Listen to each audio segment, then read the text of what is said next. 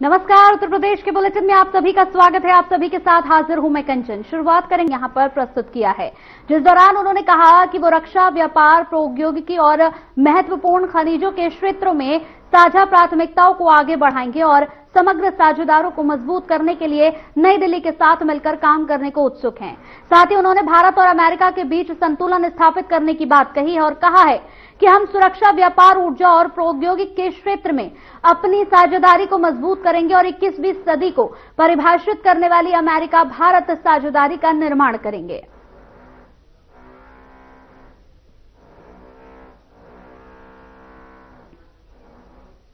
लगातार 2 दिन मकर संक्रांति खिचड़ी महापर्व को लेकर श्रद्धालुओं की सुरक्षा और सुविधाओं के प्रबंधन व निगरानी में व्यस्त रहे मुख्यमंत्री योगी आदित्यनाथ ने जनता दर्शन का आयोजन किया। गोरखनाथ मंदिर में मुख्यमंत्री ने लोगों से मुलाकात कर उनकी समस्याओं को सुना और जल्द ही निस्तारण के लिए अधिकारियों को निर्देशित किया।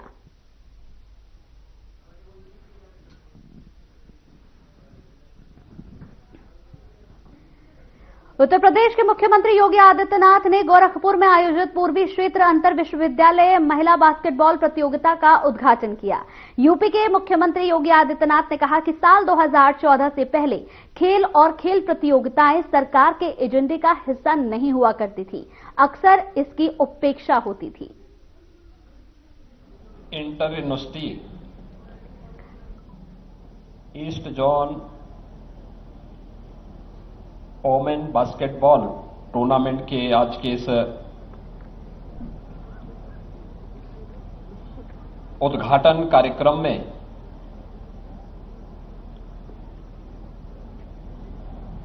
जिनके सानिध्य में यह आयोजन 15 से 19 जनवरी के बीच में संपन्न होना है, दीनदयाल उपाध्याय गोरखपुर विश्वविद्यालय की कुलपति प्रोफेसर पूनम टंडन जी, विश्वविद्यालय क्रीड़ा परिषद के अध्यक्ष प्रोफेसर विमलेश कुमार मिश्र जी, गोरखपुर के महापौर डॉक्टर मंगलेश श्रीवास्तव जी, विधान परिषद सदस्य डॉक्टर धर्मेंद्र सिंह जी, मान्य विधायकगण श्री महेंद्रपाल सिंह जी, विपिन सिंह जी, प्रदीप शुक्ला जी, राजेश त्रिपाठी जी, फतेह बहादुर सिंह जी, इंजीनियर श्रवण कुमार निषाद जी, विधान परिषद सदस्य ध्रुव कुमार त्रिपाठी जी, भारतीय जनता पार्टी के जिला के अध्यक्ष श्री जनार्दन तिवारी जी, महानगर संयोजक विश्वविद्यालय के सभी संकाय के पूर्वी जोन से जुड़े हुए 14 राज्यों के 31 विश्वविद्यालयों से जुड़े हुए सभी प्रतिभागी टीम के सदस्य इस पूरे टूर्नामेंट को जिन अधिकारियों, मैनेजर और कोचेज के सानिध्य में संपन्न हो रहा है, ऐसे सभी हमारे टीम मैनेजर, प्रतिभागी और इस कोचेज अन्य उपस्थित सभी यहां के छात्र छात्राएं, बहनों और भाइयों, मैं सबसे पहले मकर संक्रांति से प्रारंभ हुए east zone university basketball women tournament के आज के इस उद्घाटन कार्यक्रम के अवसर पर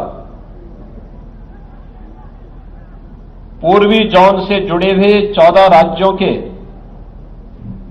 सभी प्रतिभागी टीमों का, उनके मैनेजर और कोचेज का बाबा गोरखनाथ की इस पावन धरा पर उत्तर प्रदेश में आगमन पर हृदय से मैं स्वागत करता हूं। आप सभी का मैं हृदय से अभिनंदन करता हूं। मैं धन्यवाद देता हूं भारत सरकार के शिक्षा मंत्रालय को, जिन्होंने पूर्वी जोन की इस प्रतिष्ठित प्रतियोगिता के लिए दीनदयाल उपाध्याय गोरखपुर विश्वविद्यालय का चुनाव किया है। गोरखपुर शिवतार महायोगी गोरखनाथ की पावन साधना स्थली के साथ ही भारत की आध्यात्मिक, सांस्कृतिक और ऐतिहासिक पृष्ठभूमि का एक महानगर भी है, जनपद भी है। देश की अनेक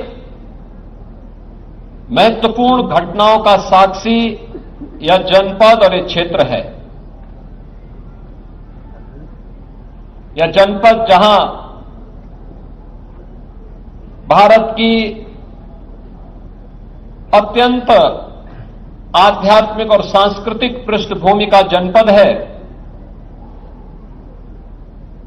वहीं भारत के वैदिक साहित्य को वैश्विक मानचित्र पर प्रस्तुत करने का जो अभिनव कार्य पिछले 100 वर्षों से हो रहा है, वह गीता प्रेस डीसी गोरखपुर में स्थित है। भारत की आजादी के आंदोलन को एक नई ऊंचाई तक पहुंचाने वाले महान क्रांतिकारी पंडित राम प्रसाद बिस्मिल, शहीद बंधु सिंह इस धरती से किसी न किसी रूप में जुड़े रहे हैं। आजादी के आंदोलन का चोरी चोरा कि वह घटना जिसने विदेशी हुकूमत की चूलों को हिलाने का काम किया था, उसका संबंध भी इसी जनपद से है। हिंदी साहित्य के महान उपन्यासकार मुंशी प्रेमचंद की कर्मस्थली रही है। ऐसे अनेक विभूतियों से संबंध रखने वाली इस पावन धरा पर दीनदयाल उपाध्याय गोरखपुर विश्वविद्यालय उत्तर प्रदेश के उच्चतम से उच्च शिक्षा के एक महत्वपूर्ण केंद्र के रूप में पूर्वी उत्तर प्रदेश के छात्र छात्राओं के लिए एक महत्वपूर्ण केंद्र है। और इस महत्वपूर्ण केंद्र में आज देश के पूर्वी जोन के 14 राज्यों की 31 टीमें इस बास्केटबॉल प्रतियोगिता के साथ इस आयोजन का हिस्सा बनने के लिए यहां पर उपस्थित हुए हैं। जिन राज्यों के द्वारा प्रतिभाग किया जा रहा है उनमें बिहार, छत्तीसगढ़, मणिपुर, त्रिपुरा, नागालैंड, मिजोरम, सिक्किम, पश्चिमी बंगाल, उड़ीसा, झारखंड, असम, मेघालय, अरुणाचल प्रदेश इस आयोजन का हिस्सा बनी है। यह आयोजन अपने आप में इन 5 दिनों तक देश की बेटियों के उस उमंग और उत्साह के साथ ही जीवन के प्रत्येक क्षेत्र में बेटियां भी बेहतरीन प्रदर्शन कर सकती हैं, यह देखने का अवसर पूर्वी उत्तर प्रदेश के नागरिकों को और विश्वविद्यालय के छात्रों को प्राप्त होगा। क्योंकि इन 5 दिनों के अंदर जो अलग अलग लीग मैचेस होने हैं, मैं भी यहां पर परिचय देख रहा था। जब मैंने यहां पर अभी प्रातःकालीन सत्र में उद्घाटन सत्र के दौरान यहां पे दीनदयाल उपाध्याय एकदम उत्साह से भरपूर, आत्मविश्वास से भरपूर ये दोनों टीमें अपने बेहतरीन खेल का परिचय देने के लिए यहां पर उतावला दिखाई दे रही हैं। और मुझे लगता है कि जब हम खेल की बात करते हैं तो आपने पिछले 11 वर्ष के अंदर देश के अंदर एक नई खेल संस्कृति को जन्म लेते हुए देखा है। याद करिए 2014 के पहले खेल और खेलकूद की प्रतियोगिता इस सरकार के एजेंडे का हिस्सा नहीं हुआ करता था। लोग ये मानते थे कि यह कोई प्रायोरिटी सेक्टर नहीं है, अक्सर इसकी उपेक्षा होती थी। इंटरनेशनल स्टैंडर्ड के इंफ्रास्ट्रक्चर न होने के नाते हमारे प्रतिभाशाली खिलाड़ी या तो पलायन करता था या कुंठित होकर के वह हताश और निराश बैठा रहता था। लेकिन अब देश के अंदर 2014 के बाद जिस प्रकार की एक नई खेल संस्कृति प्रधानमंत्री मोदी जी ने विकसित की है, आज वह देखते हुए बनती है। याद करिए जब उन्होंने देशवासियों को खेलो इंडिया खेलों के माध्यम से जोड़ने का आह्वान किया था।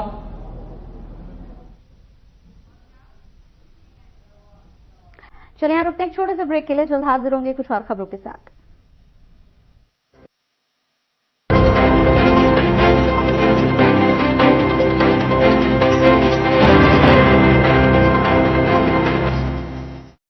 क्या रंग खिला, क्या रूप सजा, मैंने ही नहीं दुनिया ने कहा।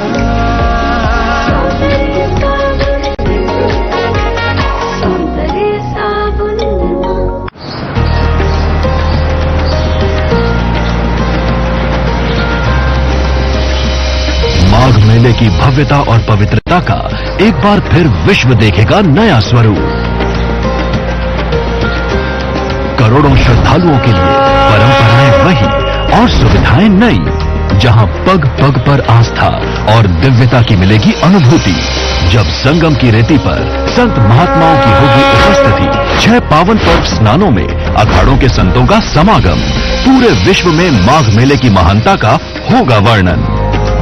यशस्वी प्रधानमंत्री नरेंद्र मोदी जी के मार्गदर्शन और माननीय मुख्यमंत्री योगी आदित्यनाथ जी के नेतृत्व में माघ मेला 2026 आस्था की लहराती पताका, विकास की नई गाथा, काम दमदार, डबल इंजन सरकार। लोग सेहत बनाने के लिए क्या क्या नहीं करते, जिम जाते हैं, कसरत करते हैं, काजू बादाम प्रोटीन के डिब्बे तक घोल घोल कर पीते हैं, फिर भी उनकी सेहत नहीं बनती, क्योंकि उनका पाचन तंत्र खराब है। और जब तक के पाचन तंत्र दुरुस्त नहीं होगा, वो जितना मर्जी अच्छे से अच्छा खा ले, उनकी सेहत नहीं बन सकती। इसलिए हमारी संस्था सन्यासी आयुर्वेदा ने एक ऐसी दवा का निर्माण किया है जो कि आपके लिवर को, आपके पाचन तंत्र को दुरुस्त करने का काम करती है, ताकि आप जो भी खाएं उसका पूरे का पूरा निचोड़ आपके शरीर को लगे, आपकी भूख बढ़े, खाया पिया सही से लगे, नया खून बने, हड्डियों में जान आए, वजन बढ़े और आप मोटे तगड़े खूबसूरत पर्सनैलिटी के मालिक बन जाए। सिर्फ 655 रुपए की पूरे 1 महीने की दवा होती है और आप इसे घर बैठे 01145454545 पर फोन करके दवा मंगवा सकते हैं।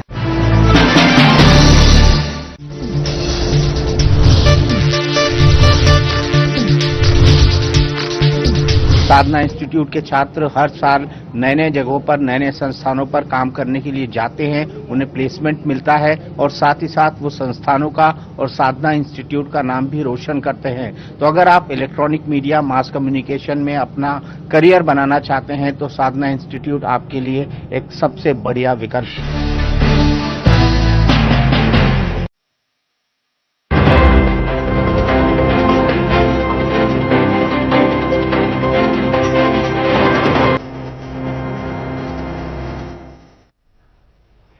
ब्रेक के बाद स्वागत है आपका। तो उत्तर प्रदेश के मुख्यमंत्री योगी आदित्यनाथ ने गोरखपुर में आयोजित पूर्वी क्षेत्र अंतर विश्वविद्यालय महिला बास्केटबॉल प्रतियोगिता का उद्घाटन किया। यूपी के मुख्यमंत्री योगी आदित्यनाथ ने प्रधानमंत्री नरेंद्र मोदी की सराहना करते हुए कहा कि प्रधानमंत्री नरेंद्र मोदी की खेल गतिविधियों में गहरी रुचि है। देश के सभी और देश के पूर्वी जोन से आए हुए इन सभी प्रतिभागी टीमों से भी कहूंगा, प्रधानमंत्री मोदी जी की खेल और खेलकूद की गतिविधियों में अपार रुचि है। आपने देखा होगा किसी भी अंतर्राष्ट्रीय प्रतियोगिता में जब कोई भारतीय टीम प्रतिभाग करती है और मेडल जीत के लेके आती है, प्रधानमंत्री जी स्वयं उस टीम के साथ बैठते हैं, उनके साथ इंटरेक्शन करते हैं। आपने देखा होगा जब भी कोई टीम भारतीय टीम कहीं जाती है उसे हर प्रकार का प्रोत्साहन प्रधानमंत्री मोदी जी के माध्यम से प्राप्त होता है। और अब तो 2030 का कॉमनवेल्थ गेम्स भारत के अंदर अहमदाबाद में होने जा रहा है। और मैं अभी से कहूंगा हमारी टीमों को, हमारे विश्वविद्यालयों को, हमारे महाविद्यालयों को, हर राज्य को इसके लिए अपने आप को तैयार करना होगा। याद करिए, जो आज से खेल में आगे बढ़ेगा 2030 के कॉमनवेल्थ गेम्स के लिए वह क्वालिफाई भी करेगा और फिर उसमें मेडल भी जीतेगा। आज से हमें अपनी तैयारी करनी होगी। 2036 के ओलंपिक के लिए भारत आवेदन कर रहा है और मोदी जी के नेतृत्व में हम मानते हैं कि 2036 का ओलंपिक भी भारत में हो। और 2036 का ओलंपिक भारत में हो तो भारत अधिकाधिक मेडल प्राप्त करे, इसकी तैयारी हम सबको करनी चाहिए। मुझे प्रसन्नता है कि दीनदयाल उपाध्याय गोरखपुर विश्वविद्यालय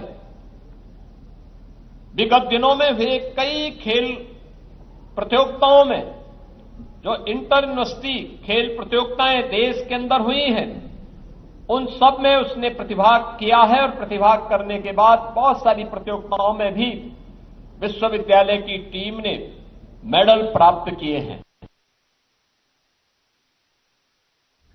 वहीं नई दिल्ली के भारत मंडपम में स्टार्टअप इंडिया पहल के 1 दशक पूरे होने के उपलक्ष्य में कार्यक्रम आयोजित हुआ, जिसमें प्रधानमंत्री नरेंद्र मोदी ने शिरकत की। इस दौरान वो क्या कुछ कह रहे हैं, आइए आपको सुनाते हैं।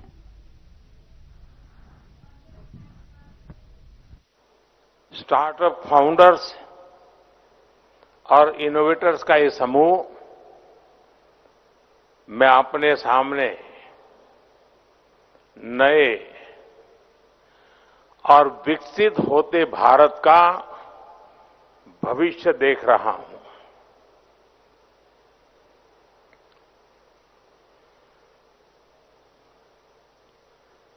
अभी मुझे कुछ स्टार्टअप की दुनिया के लोगों से उनके कुछ अचीवमेंट थे, उनके जो प्रयोग थे, उसे देखने का अवसर मिला। कुछ साथियों को सुनने का अवसर मिला। एग्रीकल्चर में काम कर रहे स्टार्टअप, फिनटेक, मोबिलिटी का सेक्टर, हेल्थ और सस्टेनेबिलिटी का फील्ड, आपके जो आइडियाज है वो सिर्फ मुझे नहीं, हर किसी को इंप्रेस करने वाला है।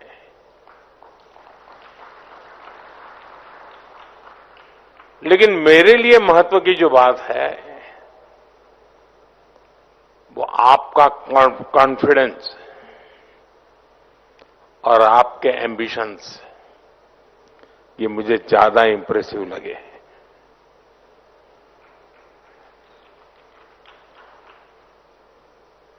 आज से 10 साल पहले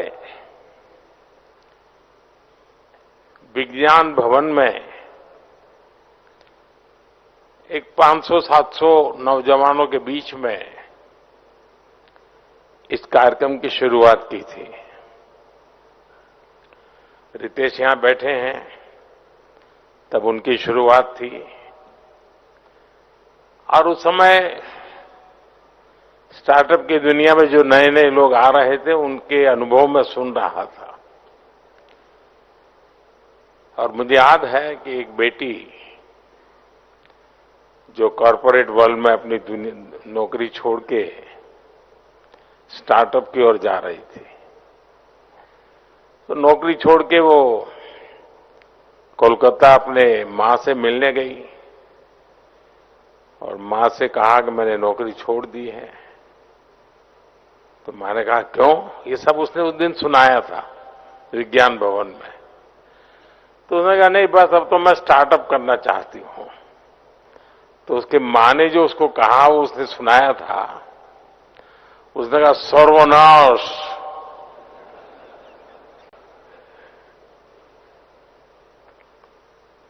ये तुम बर्बादी के रास्ते पर क्यों जा रही हो? स्टार्टअप के संबंध में ये सोच हमारे देश में थी और आज हम कहां से कहां पहुंच गए। विज्ञान भवन से आज भारत मंडपम में जगह नहीं है।